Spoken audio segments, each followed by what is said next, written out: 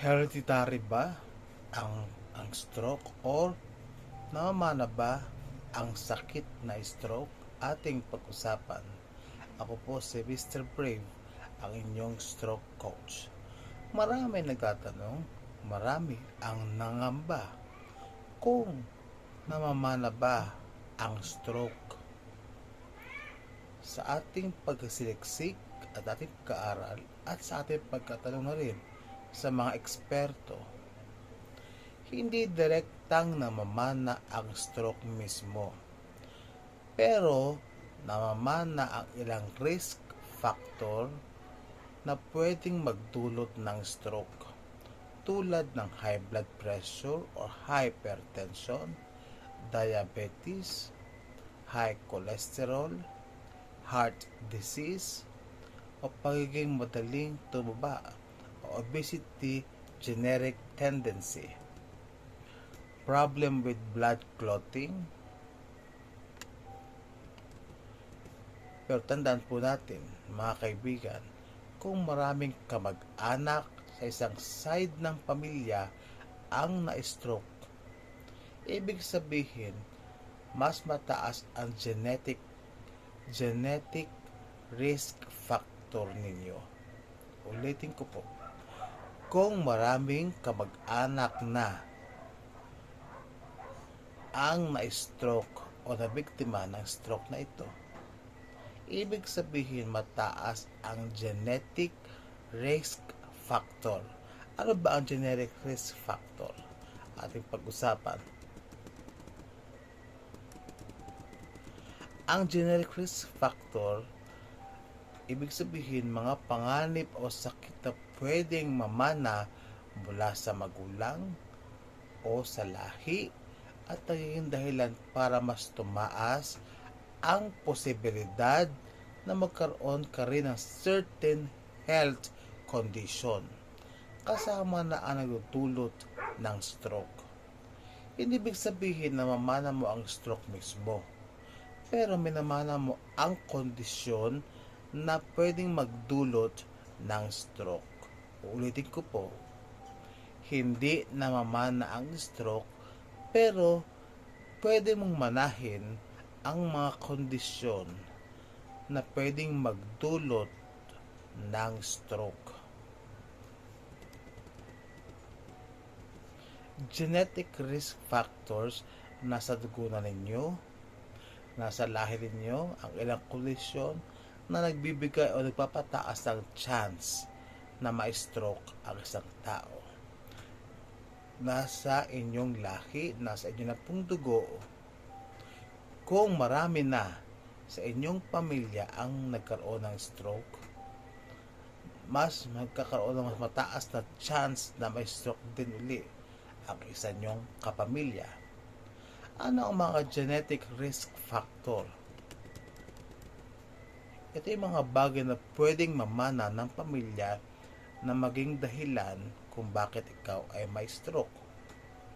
High blood pressure. May mga pamilya na talagang madaling tumaas ang BP kahit bata pa. Diabetes. Kung may tatay, kung may nanay na diabetic, mataas ang chance na mamana ito. High cholesterol. Yung katuwang madali mag-ipon ng bad cholesterol kahit hindi malakas kumain ng mamantika. Heart condition. Mga problema sa tibok ng puso na maaaring magdulot ng blood clot. Blood clotting disorder. May mga tao na genetically mabilis mamuo ang dugo, mas mataas na risk ng stroke. At ang panghuli, obesity. Hindi direktahong katabaan ang namamana, pero madaling tumaba dahil sa metabolism. Ano ang mga possible na mamana ng isang tao kung ano ba ang mga pwedeng mamana ng isang miyembro ng pamilya na pwedeng magdulot ng pagka-stroke? Ito ay yung high blood, diabetes, cholesterol, heart condition, blood clotting, at obesity.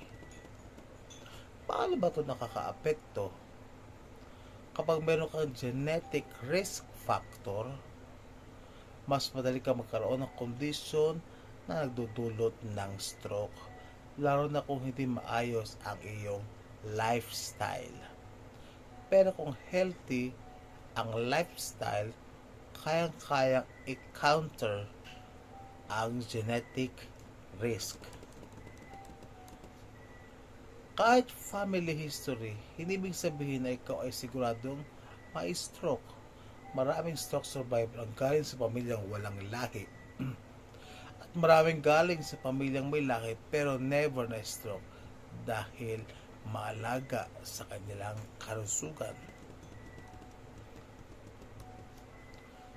Kung may lahi kayo ng high blood, mas mabilis taasan ng BP mo kaysa sa iba, mas mataas ang risk mo sa stroke. Pero kung naka-maintenance ka at iniiwasan ang alat, siguradong safe ka. Ako, aking pong personal na experience, ang father ko po ay isang stroke survivor.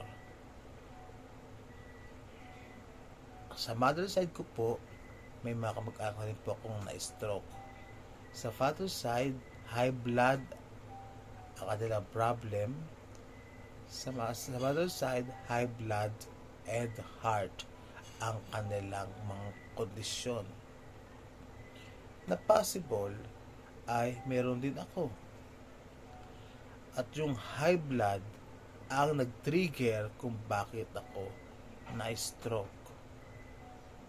Kaya maganda din, kaibigan, na alamin ang ating history ng ating pamilya upang maiwasan ang pagka-stroke.